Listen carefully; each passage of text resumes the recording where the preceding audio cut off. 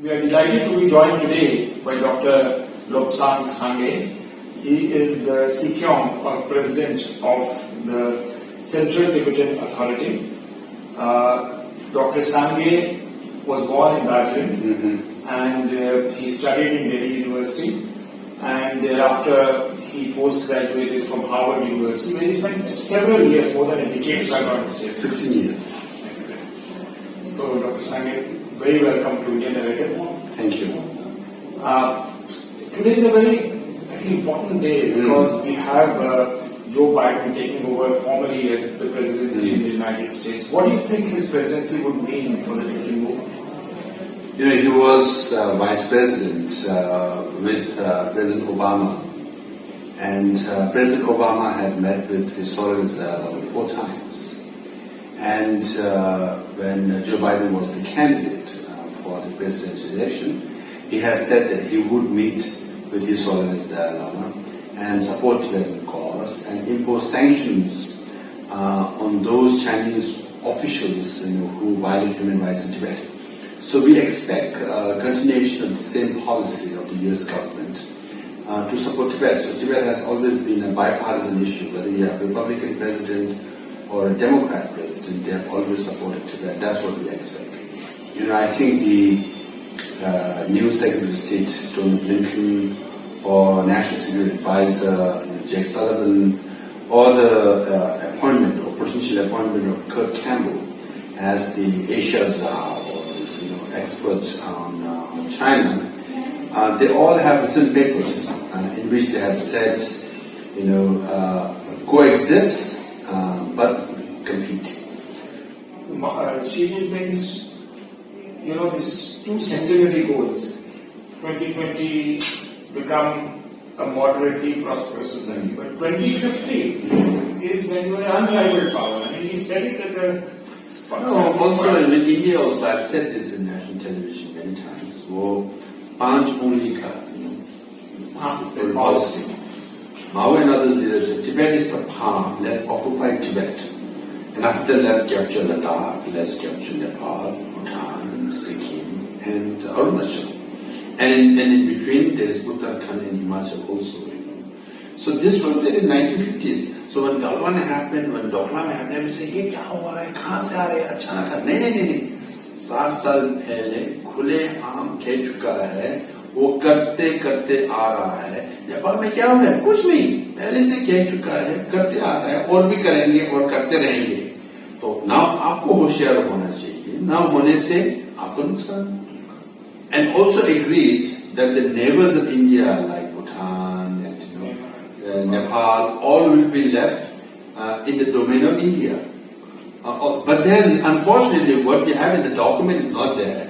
But the reality is now, not only they are interfering in Nepal and Burma and all the neighboring countries, now also incursion into the Indian territory. Is India missing something here? The sense of Chinese mentality, and this is not just Communist Party of China, but really a sense of the Middle Kingdom.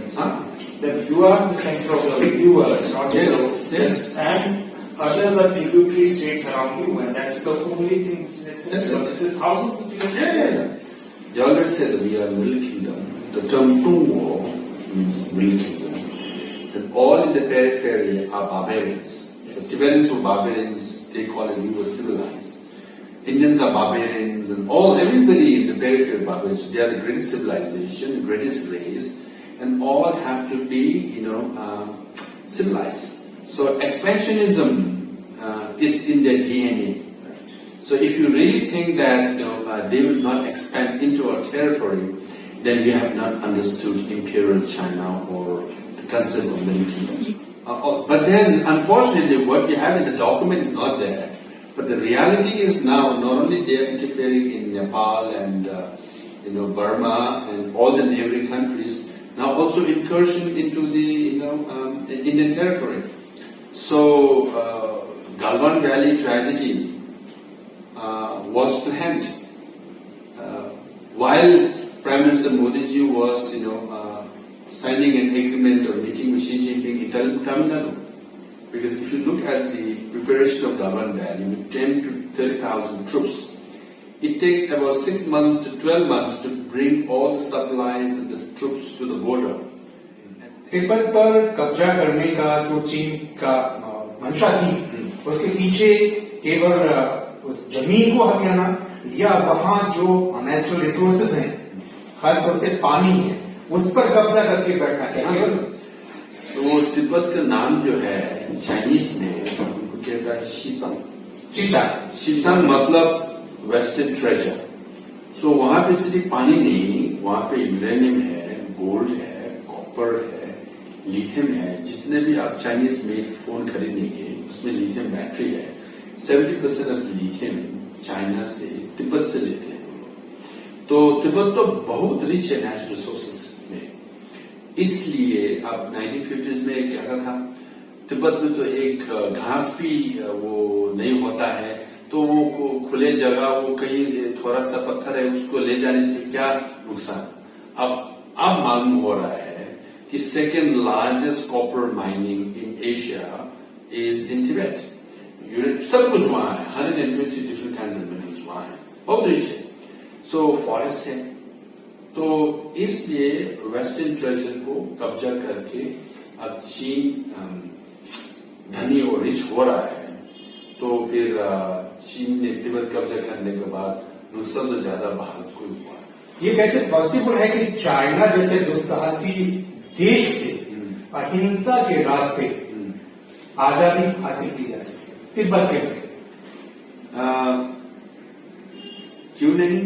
British राज थे, वो कहते थे कि जहां हमारा राज है वहां सूरज डूबता ही नहीं, जहां से सूरज शुरू होता है जहां तक डूबता है वहां तक ब्रिटिश के राज थे। तो फिर गांधी जी ने अहिंसा का रास्ते से भारत का स्वतंत्र मिला, ये तो कर चुका है पहले। तो फिर हम भी क्यों नहीं?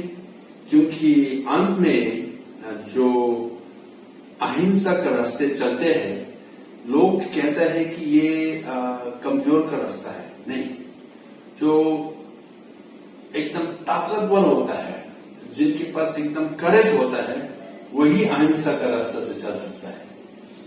क्योंकि हिंसा तो वही है ना, उस तरह के करेंगे आप उनको जवाब देंगे, फिर उस तरह के करेंगे आप जवाब देंगे। ये तो शायद क्या करें, वो तो इजी राउट है।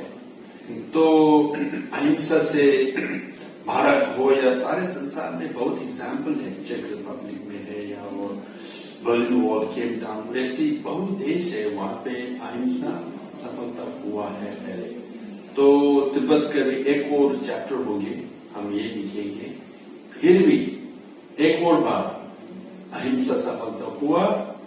और अगर तिब्बत का अहिंसा परम्परा दलाराम जी के लीडरशिप के अंदर सफल हो, तो फिर बहुत देश लोग, बहुत कमजोर कम्युनिटी, छोटे कम्युनिटी, सबको ये सबक सीख जाएंगे कि हाँ, हिंसा और आतंकवादी का रास्ता ठीक नहीं है। नहीं चलने से भी, अहिंसा का रास्ते चलने से भी सफलता हो सकता है। How do you think, what tactics do you think need to be modified to create that kind of a critical mass for regimes to change course? I think now, because the connected world, you have, 14 or 15-year-old environmentalists leading a global environmental movement, a child leading a global environmental movement, because we are in the connected world. And then now the message of ahimsa is getting more traction. Climate change, environmental matters, all are getting traction. एक तरफ हम बात करते हैं कि तिब्बत आजाद होना चाहिए, दूसरी तरफ हम कहते हैं नहीं, हम मध्यम मार्ग पर भी चल सकते हैं, हम पीआरसी के ऑटोनोमस स्टेट भी हो सकते हैं। तो दो चीज एक साथ कैसे हो सकती है? चाइना जैसे दुस्साहसी आदमी, चालाक आदमी, जिसने इंडिया का हिस्सा भी धोखे से हड़प लिया, है ना, उसके सामने अगर हम ये कहते हैं कि भाई ठीक है, अभी आप हमें स्वायत्तता दे दो, ऑटोनॉमी दे दो, फिर हम कहते हैं नहीं, हम आजादी चाहते हैं। तो दो चीज एक साथ क्यों, दो नामों पर एक साथ पैर क्यों नहीं हम आजादी के लिए ही बात करते हैं, क्यों नहीं हम अपने होश से मतलब भारत से कहते नहीं आपको हमें आजादी की तरफ की मदद करनी चाहिए? देखिए, भारत हो या कहीं कोई भी देश हो, हमें खुलेआम से कहेंगे कि आपका आजादी के लिए हम सपोर्ट करेंगे तो हम खुशी से वेलकम करेंगे। मगर भारत और सारे संसार में सब ने वन चाइना पॉलिसी पे दस्तखत कर चुका है। मतलब कोई भी देश, चीन के जितने भी जगह है, शिंजांग है, मंगोलिया, तिब्बत को इंडिपेंडेंस के लिए, स्वतंत्रता के लिए सपोर्ट करने का बेसिस ही नहीं है, बेसिस नहीं है, कर नहीं सकता। वन चाइना पॉलिसी मान चुका है। अच्छा, अभी मौजूदा सरकार है, इससे आपको कितनी उम्मीद जगी है? उम्मीद तो बहुत ज्यादा है, क्योंकि मोदी जी जब उनका इनॉग्रेशन हुआ था, मैं अटेंड भी किया हुआ था, उसके फिलहाल न्यूज मीडिया पे मैं निकल था। और देखो अभी सारे वो जो चीन के साथ रिश्ता बनाने की कोशिश करते हैं, उनको एक ही एक्सपीरियंस होता है, हम दोस्त बनना चाहते हैं, मीठी मीठी बात करते हैं और घूमते हैं, फिर घूम के वापस आ जाते हैं कि ये होता है कि अरे ये मेरे को तो इसने चक्कर में ले लिया, इसलिए मेरे को थोड़ा स्ट्रांग होना चाहिए, मेरे को थोड़ा होशियार रहना चाहिए। तो जो तो अमेरिका हो, यूरोप हो, सब वही होते रहा है। इसलिए अब गलवान वैली से ये एक्सपीरियंस हो गया है कि इसकी हकीकत है कि चीन का कम्युनिस्ट पार्टी जो है डिसेप्टिव है, जो कहते हैं वो नहीं करते। दलाई लामा का नेक्स्ट इलेक्शन है वो परम पावन दलाई लामा 14 दलाई लामा के रहते ही हो जाएगा।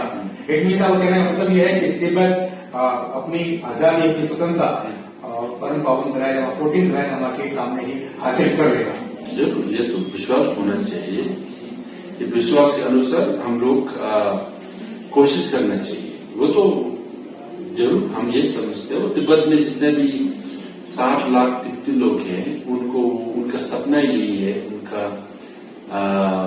एस्पिरेशन यही है कि परम पावन दलाई लामा जी को एक बार देखे और एक बार मिले और उनका दर्शन हुए और उनको भी धर्म फैलाए। वो उनका सपना है, उनका एस्पिरेशन है। तो जरूर हम कोशिश जारी करनी चाहिए। तो दर्शकों, ये हमारे साथ थे निर्वासित सरकार के राष्ट्रपति और डॉक्टर लोब्सांग सांगे। आज आपने इनसे मुलाकात कराई, अगली बार फिर आपके साथ आएंगे किसी एक नई हस्ती के साथ। तब तक के लिए नमस्कार, थैंक यू।